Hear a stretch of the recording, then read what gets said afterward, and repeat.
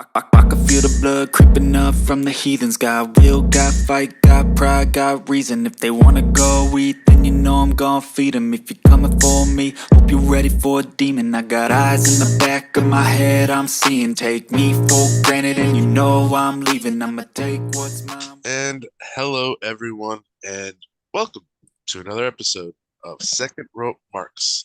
I am your host, Allan Awesome, joined always by Ric Othen. Ric, good evening. Good evening, mate. Good morning. Good morning. Happy Friday morning for you. What a week it's been. What a week in wrestling it's been. It's Very big week. Unfortunate circumstances seem to follow any pay-per-view that Punk is on. And I can't believe that we're going to talk about it again. I can't believe that it's happened again. Almost a year to the day. A year to the day. I'm 36 and you're 36 years old. Punk is, almost 10 years older than us. He's 45. So we're of that generation that's kind of got that, or we're not listening to the older generation mentality. Mm-hmm. And if that's the case, does Punk have a legitimate gripe here? We'll get into that. We'll get into it. Yeah. We'll get into it. But we are going to talk about CM Punk and Jack Perry, but let's just talk about the success they had this weekend. Let's talk about 81,035 legit people screaming at the top of their lungs. Probably close to a $10 million gates. Yes. For Wembley Stadium and all in. And for a pretty snake-bitten card again, boom, big business. It was huge. It didn't drag. You had a 2-hour pre-show with an hour full of talking before you had any wrestling. I legit did not know that they were doing a second pre-hour of 0 hour. I thought it was just going to be the ROH tag team match and then Jack Perry and Hook. I didn't know there was an hour before that. Apparently Grotto came out with Paul White. Yeah, he did against Jeff Jarrett, and I guess there was like a contract signing with Miro and Hobbs. There was when the fuck would this happen? So I missed that. Yeah, and the stadium was pretty empty at the time. Hobbs was in there. I was like, oh, this doesn't look good, but obviously, traffic in London, you know what I mean? Yeah. Damn. But yeah, I like both matches on the pre-show, and the kangaroo kick, it got over. Oh my god, it was big amazing. Time. And there's a shirt. There's a shirt that I kind of want. It's a picture of a kangaroo with Max's scarf on it. Oh, you need that. I need that. Summer's coming up. If they do it in a singlet, I'm totally getting it. Oh my god. Yeah, summer's coming up for you and summer's leaving for me. It's cold right now. And Jungle Boy hit a nice rolling thunder on a car on Hook, which was pretty good. I liked it. It was a good match for what it was. And it was real glass, apparently. On real glass. Cry me a river. Justin Timberlake. Oh, goodness me. And that's what set that off. But yeah, we had a really good match with Samoa Joe and CM Punk. I'll have to credit the whoever made it on Twitter. It's who was it? At Miss Kate Fade on Twitter. That video was fucking hysterical. Go check her out on Twitter because she pretty much edited out probably one of my favorite episodes of South Park is Randy Marsh is in the stands and he's CM Punk and there's this guy who's like arguing with him who's Jack Perry. Samoa Joe is the wife. It's like, calm down, Randy. And then they get into a fight and stands on the pitchers mound, and it's like Tony Khan. He's like, "Oh Jesus Christ, not again!" I have probably watched it about 30 times, and it's hilarious each fucking time. Yeah. Kudos to Kate Fabe, Miss Kate Fabe. If you're out there listening, I don't know if you are or not, but Jesus, that was Tag her in hilarious. this. We'll send the video to her. Good on her. That was hilarious. That match, that wasn't what I was expecting. I No. don't know what I was expecting. I definitely wasn't expecting the Pepsi plunge to be the win. Yeah, what the fuck? But it made sense considering how weak the GDS looked previously on Collision or Dynamite or Rampage, whatever the hell it was on. Yeah. But yeah, it was a good match. I really don't know what I was. I wasn't expecting them to open. Yeah. So I think that's what kind of threw me. Another thing I saw on Twitter. Sorry, I'm gonna get into this again, but it was a joke. It was a guy walks into a bar and says, "Yeah, I'll have the Jack and Perry or Punk and Perry," and they're like, "What the hell is that?" And it's like Pepsi with Jack, and the bartender was like, "Do you want it in a real glass or?" And the guy's like, "Real glass? Are you fucking kidding me?" That's another joke I saw on Twitter. I can't remember who said that, but that was another good one. Oh, jeez. Moving on. Yeah, moving on. The Jack Perry match is okay. Obviously, Hook got the title back of what happened backstage before all that. So, no, it was so apparently he was planning on losing anyways. Yeah. And then the incident happened, but we're not going to get to that incident just quite yet. No. Just because I want to vent on that a little bit. Then it was Punk retains the Real World's Championship. Then suspended. What a weird card order. First off, you got Punk, and then the people who you don't want him to like be associated with. The next match was the Golden Elite versus would have been interesting. They would have crossed in Gorilla. They had surely. They had to have. Then after that match was the Young Bucks and FTR, which was a good match. Very good. Great match. Not their best. I'd give them like a 4.5.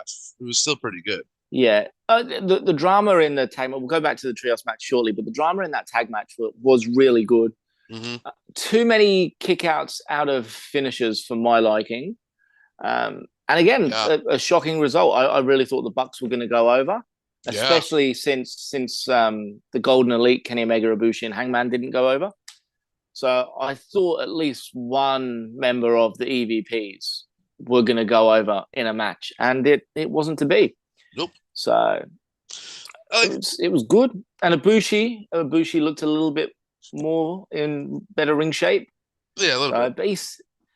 What was with the ropes that night? I don't know if you noticed. They were loose or slippery or something, because a lot of wrestlers had issues on the ropes. It was raining the day before. Yeah, bit of dew in the air. Yeah, like so on BTE they showed like behind the scenes of like them like warming up for All In. And it was like the day before, and it was pouring. Like they just showed clips of just rain just drizzling down. And I hope this doesn't happen tomorrow night, which it did, thank God. But thank goodness, But it must have been some moisture in the air or something. Definitely, a lot of performers had issues on the ropes. A lot of them. Yeah. Then after, what was it? FTR. What was after that? That is a very good question. What was after that? Was the women's match? No. I don't think it was. No, the women's. No, it wouldn't have been that. Jericho Ospreay? No, that was later on. It was. Oh yeah, the Stadium Stampede match. Oh yes, that was something. It was something. It's extremely hard to follow when you're doing a stadium stampede with a stadium full of people. Yeah. Like it was one thing to do it in the pandemic era where they didn't have people in the stadium and they could probably cut like pre-do some shots and all of that. But this was very much anarchy in the arena, but obviously it's a stadium. It was just very hard to follow. And it was like Penta got busted open early and then disappeared. And then he came back as Penta Oscuro, his darker alter ego. Yeah, because I posted on something.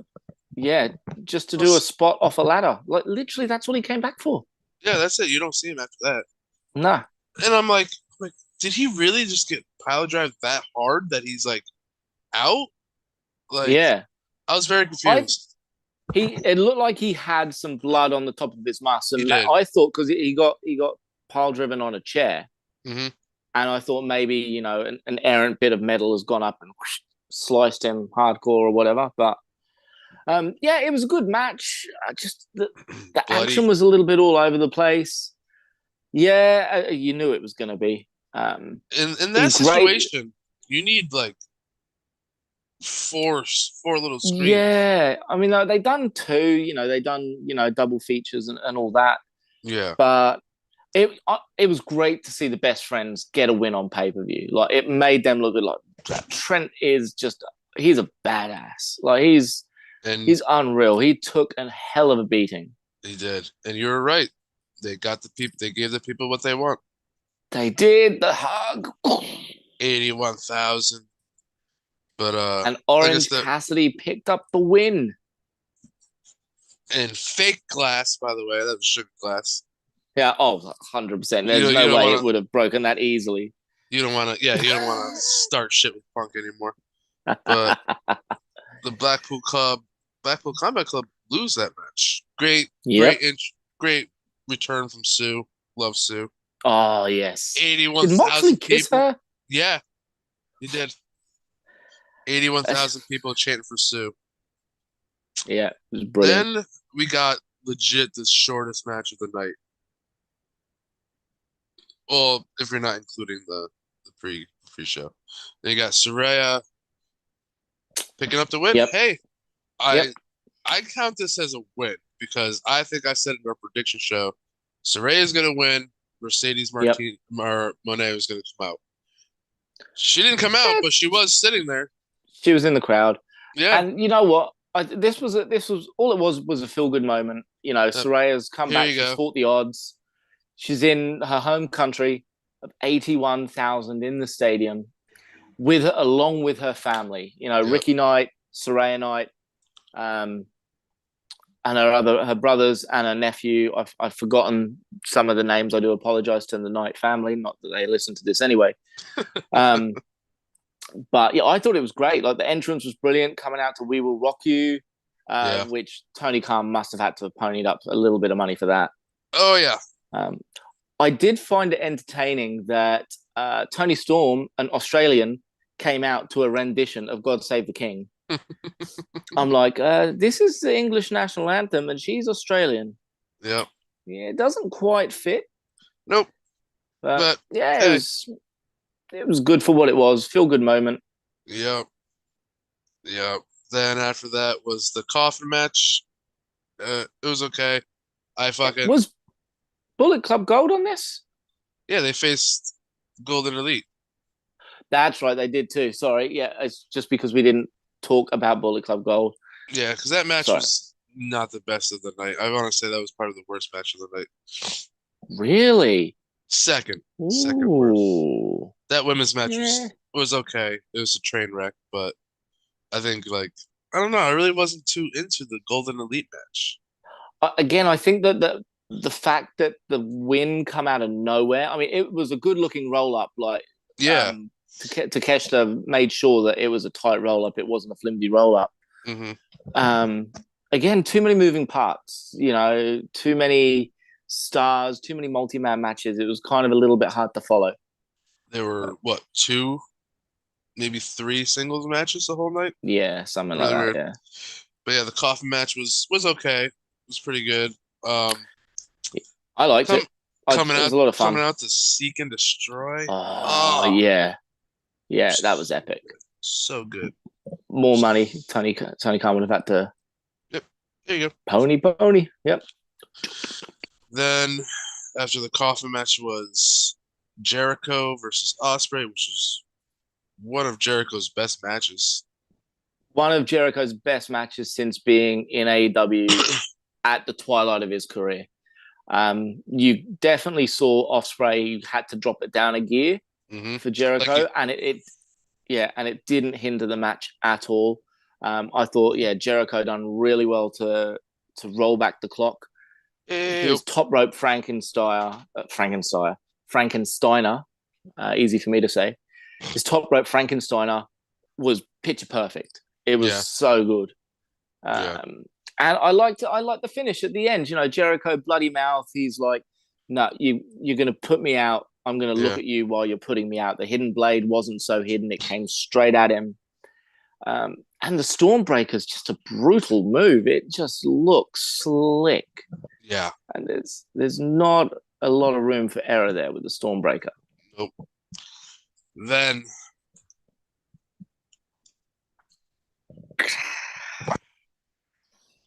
Yes. I was so happy. It had to happen. Even if it is just to continuation or to finish the story, so to speak. I think the House of Black, do they go back for the titles again? I don't know where they go from it. You definitely don't split them. Brody King is injured. He broke his hand that night. Oh, really? Yep. Yeah. What was the? I don't know. Is there reports of where it was? I'm gonna have to go back and watch that. No idea. Yeah, but there's reports that like he broke his hand. I gotta say it was a little weird watching the pay-per-view like during the daytime, but this. Brody King has competed with his jaw wired shut before in ROH because he broke his jaw. A little broken hand isn't going to stop him. Right. Yeah. It's not. Yeah. Anyway, nowadays, ahead. Nowadays, you know, gotta be protective and stuff. But it was pretty sweet to like my daughter finally getting able to like watch like a pay-per-view because she's usually in bed by the time the pay-per-view start. Yep. It was great. She loved watching the Acclaimed win the trios titles. She was throwing the scissors up the whole time. That's so cool. She was doing the Bebe and the boom when Adam pull out. It warmed my heart so bad. Nice. That is so good. Well done. But yep, the Acclaimed win the trios titles, and I'm sure we'll get back to them in a little bit from Wednesday. And then in just a great match. Although I do have some gripes about it. Ooh.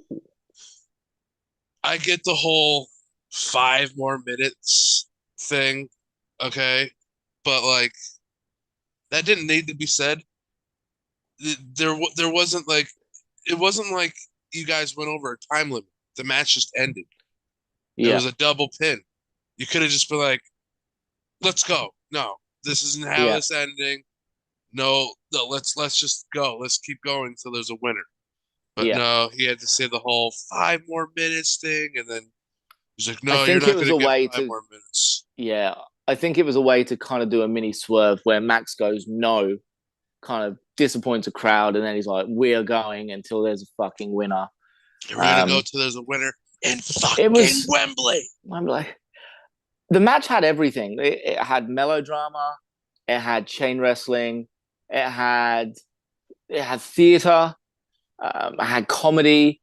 It had brutal spots. Like you couldn't ask for more from a main event from these two performers. Like, have there been better main events in AEW, WWE, New Japan? Absolutely, of course there has. But for this storyline, it's not how I thought it was going to go, but it's how it needed to go. It was fantastic to see MJF so conflicted and refusing to cheat. Adam Cole not cheating, but going with some underhanded tactics, let's say, and really going after MJF's neck. And then you got the whiny bitch Roderick Strong coming down. Oh God, almost costs MJF the title with the nut shot. And then Cole decides he's not going to use the belt, and it costs him with a roll up. It was great at the end, Max is like, it could have been either one of us, and Adam Cole just gets the shits, and it was a good callback to when they faced FTR, and Cole thought MJF was going to turn on him. So I loved it, and I love this odd couple pairing. It's brilliant still. Is it going to lead to Cole joining the Kingdom and Roderick Strong? No. You don't think so? I think Cole is best when he's with a group and he has protection around him. Yeah. I really don't want that to happen. I've always been a big Matt Taven fan from Ring of Honor. I like Matt Taven. And I really liked that Mike Bennett got some time to talk on Dynamite. I thought it was really good. And whoever is in the crowd chanting what can go and fuck themselves. It's 2023. It's not 2002. If you're not liking what someone's saying, just don't fucking say anything. Don't give them what chant. It's done. It's old. It's gone. Oh, the fucking what chant. Oh my goodness. These guys are getting an opportunity to get over. To try and get themselves over, to be a part of AEW, and you're giving them the what chant. It's like, no, fuck off. Mm-hmm. Yeah. And that was all for All In. Really shouldn't talk much about it. Let's quickly. All right. So this whole CM Punk thing is getting ridiculous because the whole day there was just reports of like this guy fought CM Punk. He was gonna quit. Monitors fell on Tony Khan. He was gonna fight Miro. Then it came out that Miro and him was like a joke. Like, listen, can we just stop and just fucking work? Stop being babies. Yep. Most of this blame I put on Jack Perry because who the fuck are you, Jack Perry, to like go into business for yourself and be like, well, I'm going to use Real Glass because fuck you guys. That's not a valid reason for anything, dumbass. Well, and you know what? If you want to use Real Glass, or if you don't want to have a gimmick thing, then that's great. That's your prerogative. Yeah. But don't be a bitch about it and call someone out on live TV. Yeah. Yes, I know it sounds contradictory. Punk has kind of done it. Punk done it off air after a show. Yeah. When the cameras aren't meant to be rolling and this and that. So Punk, he's retaliated to Hangman Page before on a live broadcast. It was only because Hangman went off script for their promo. But this, again, it was such a nothing comment. Like, if you don't want to take the veterans' advice, don't take it. Yeah. That's all well and good.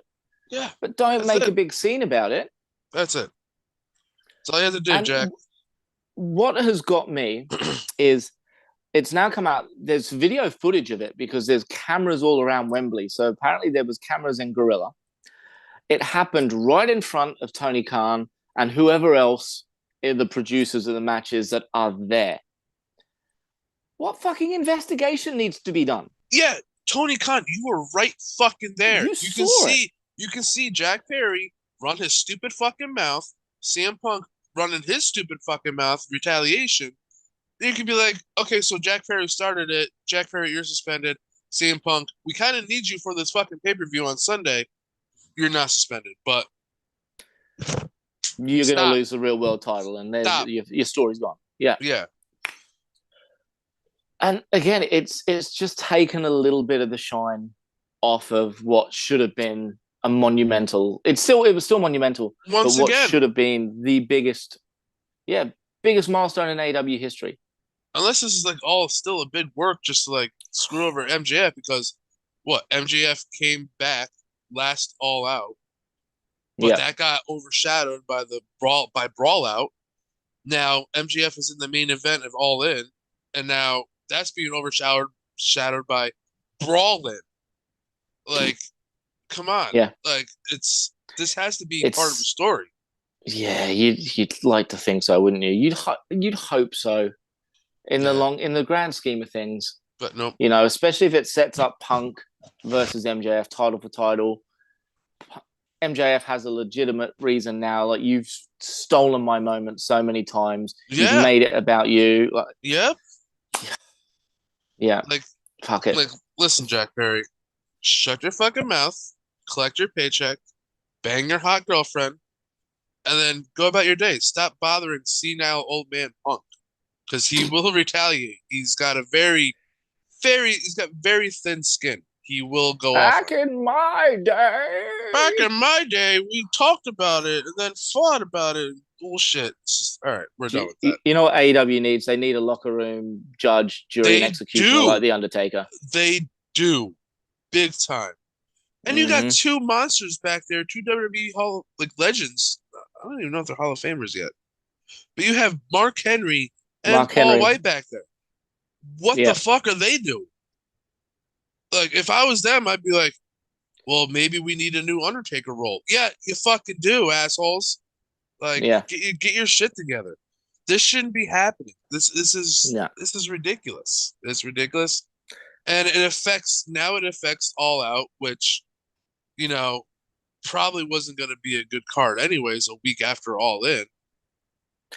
Let's run down this card very briefly as well, because I feel like All Out's meant to be one of the biggest nights of the year for AW. It is now why should you care? That's it. It's a week after the biggest show AEW have ever done, with zero build to anything, bar the exception of Omega versus Takeshita, realistically. You got the lineup there? I do. Eddie Kingston and Katsuyori Shibata versus Claudio Castagnoli and Wheeler Yuta. Great for Shibata to be on the card, but probably Claudio and Yuta, obviously. Just got to keep that Claudio Eddie Kingston, because they got to have their match at Ring of Honor Final Battle, whatever next pay-per-view comes up. Bullet Club Gold versus the Young Bucks and FTR. Why can't, you know, you already said that, like sex gods Jericho and Sammy are going to challenge for the titles. Why aren't they challenging for them at All Out? But no, you got to get a 8-man match. Yeah. Because. Yeah. Miro versus Powerhouse Hobbs. Hey, good for you. You guys are on the card. Too bad the card sucks. If Miro doesn't get this win, I'm going to be mega pissed off. So you obviously got to think that Omega versus Takeshita is probably the main event. Okay, that's going to be a barn burner. If not, then Orange Cassidy versus Jon Moxley is the main event, which I think that's going to be fucking insane. Television Championship, Ring of Honor, Samoa Joe versus Shane Taylor. Okay, what? Okay, whatever. The Ring of Honor World Tag Team Championships, MJF and Adam Cole versus to be announced. Spoiler alert, it's Dark Order. Get ready for that fucking match. Really? Yes. John Silver and Alex Reynolds versus Adam Cole and MJF on Sunday. So that happened on Rampage. So yeah, spoiler alert, people. So I said spoiler alert. Sorry. Yeah. No, you're right. I really would have thought it would have been Aussie Open. Nope. Nope. Dark Order. There you go. Chris Statlander versus Ruby Soho for the TBS Championship. Cool. Maybe Ruby wins. Who knows? I kind of forgot Chris Statlander was champion anyways. And TNT Championship, Luchasaurus versus Darby Allin. Probably Edge comes out. Correct. You need Edge to come out. But also, from what I'm seeing, is Collision on Saturday. Ricky Starks is calling out Ricky the Dragon Steamboat to have a strap match at All Out. Why? Because Punk got into a fight and is suspended, when it was originally supposed to be Punk versus Ricky Starks in a strap match for the real World Championship. Listen, that could possibly still happen. This investigation could end probably today or tomorrow before Collision. And in that case, like I said, like we all said, Tony Khan was there. You saw it with your own stupid, coked out beady eyes. What just happened? So let's get this fucking All Out pay-per-view going. I think now you have to bring an Edge. Bring an Edge. Yeah, I think so too. September 1st to today. He doesn't even have to wrestle. He doesn't even have to wrestle. Have him do what you guys did for Bryan Danielson and Adam Cole in All Out 2021. No, but just in general for AEW, he Yeah. doesn't have to wrestle. Like he could be Nope. a managerial head. He could be like the sheriff that Stone Cold was in 2003, 2004. You know what I mean? That was Control good. shit. Yep. So that's the All Out card, aka Dynamite. And why should I care? And why should I I'll still watch it. Yeah, I'm not I'll buying still it though. watch it. I'm not buying it, but I'll find a way to watch it. Army hearties, sir. Yarr. All right, let's talk about quickly. Payback. Let's talk about Payback. But quickly, I just wanted to say, the Roderick Strong thing, ridiculous. Take off your fucking neck brace. Take it off. Shove it up your ass. I hate Roderick Is Strong. my neck health not important to you at all? What a baby back I lost it. bitch. I lost it. All right, so let's funny. talk about Payback. Kevin Owens and Sami Zayn defending the Unified Tag Championships against Finn Balor and Damian Priest. Yeah, not happening. Owens and Zayn will still retain, I think, and it'll just feed into the dissension of the Judgment Day between Finn and Priest. Yep. Yeah.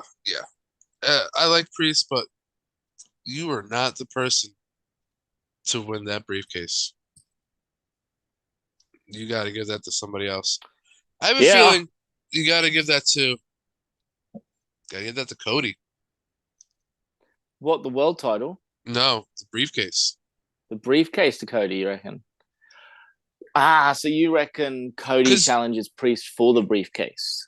And then that's how he gets back into the picture with Roman Reigns. Because you cannot have him win the Royal Rumble twice. Nope. No, you couldn't. Nope. No. And how else are you going to get your match at WrestleMania? Yeah. We got Rey Mysterio versus Austin Theory for the United States Championship. I don't watch regularly, but I have been sick of Austin Theory since Austin Theory came around. I don't give a flying fuck about Austin Theory. And I haven't none ever. If I had a pocket full of fucks and Austin Theory was hanging off a cliff and all he needed was a fuck to save his life, I wouldn't give him one because I don't give a fuck. Not one. So who cares about that? Rhea Ripley versus Raquel Rodriguez. That should be a pretty good match. Cool. Rhea wins. Next. Yeah, thank God.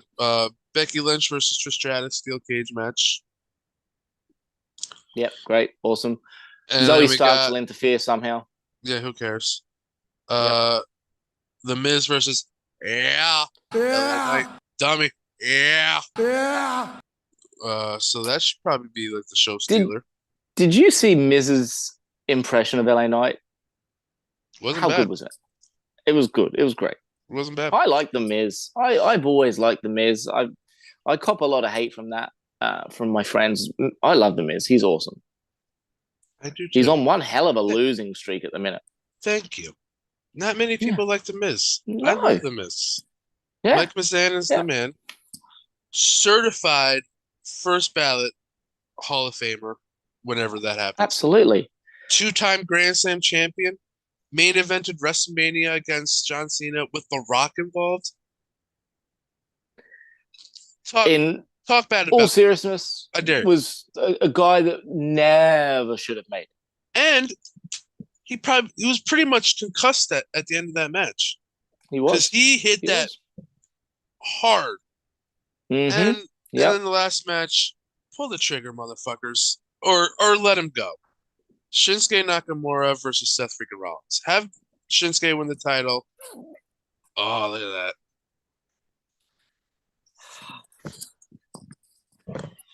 Pull the damn trigger, WWE. Or let him go. Yeah. Bring him, he'd be amazing in AEW. Amazing. They're not But going to, because no, WWE has got a horrible track record with Japanese wrestlers. You can't tell me Asuka from NXT is anywhere near what she was now that she's on the main roster. nowhere close. They killed her. Mm-hmm. They even gave her this dark, demented, like the old Kana back Mm-hmm. from Stardom days. And it just wasn't the same because she was so watered down. She was no longer the killer that she was. Mm-hmm. Yep. Sadly, I think Seth Rollins will retain. Yeah. Yeah. Yes. But Yes, this indeed. pay-per-view is all about LA Knight, even though it's just a match with The Miz. Give him gold. Give him something. Yeah. Like, give him the IC title. Let him dethrone Gunther.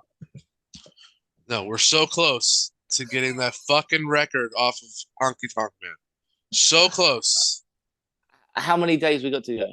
I don't know, but he's got a match with probably Gable this coming Monday. I'd want Gable to win as well. I do too, but like, can we get this fucking record off Honky Tonk Man? That's Show me Justin. the honkameter. Stupid honky tonk fucking man. Oh, God. I was never. The only time I was a fan of him was his entrance at WrestleMania 6 with the Greg Cadillac? Valentine. Yeah, with DDP driving. Yeah. Yeah. A That was the only hunka time. hunky love. Hunka burn the. Anything else? God. Anything else? Nah, I think we've pretty much got it covered for this week. It's been a week. It's been a hell of a week. It's been a long ass week. It long has. ass week. It has. Well, I'm glad All In was a success. Sucks All Out is not a success. I feel bad for everybody in the attendance of that crowd who's probably paid their money to see CM Punk. Yeah. Probably won't see CM Punk. Who knows? Maybe he will. Maybe Tony Khan will get his face out of his cocaine and be like, "Oh yeah, maybe Punk wasn't the one who started it." Yeah, no shit. You were right there, dummy. Yeah. I don't know. Oh, goodness. No. But as always, join us. Follow us on Twitter. Our handles have been here. X, Twitter, X. whatever. It'll always be Twitter, but Fuck you, Elon. F off. Just like the Young Bucks Elite. Biggie Falls 86. Rick Olsen 22. Up top, second rope marks. interact with us. Let us know what you like. Sure to follow, subscribe, comment, share, like all this podcast, everything. Let us know what you want to hear. Yeah, let us know what you want to hear. Yeah, like absolutely. Obviously, the past couple weeks we've been just like breaking down like pay-per-view cards because this has been all crazy wrestling pay-per-views. Maybe one day we'll go back to our top whatever shows. Yeah. I want to do an episode on Mick Foley. I love Mick Foley. Mick Foley, yeah. I could talk for hours about Mick Foley. I could too. He's a good guy. Tall. Love him. Very tall. You wouldn't 6'4". Like, oh shit, Mick. Yeah. But his tallness sneaks up on you. Amen. Amen. And that's it. Rick, pleasure as always. Absolutely, my friend. Thank you very much. Enjoy your weekend that is upon you. Labor Day weekend. I've got a weekend full of soccer. And then on Sunday, it is our Father's Day. Oh, wow. Well, happy Father's Day. Thank you very much. I will be watching my daughter play soccer, and then I will be coming home, and I will be on the Xbox. I will be chilling out. I will be ordering my kids around to give me a massage on the feet. Yep. Get me chocolate. No, I can't ask them to get me beer. That's probably frowned upon. I'll have to get my own beer. Sadly, But yeah, I'm just going to chill out. And yeah. Like, hey. And in the evening, I'm going to be my wife's daddy. Yep. Alrighty. On that note, we will see you next time.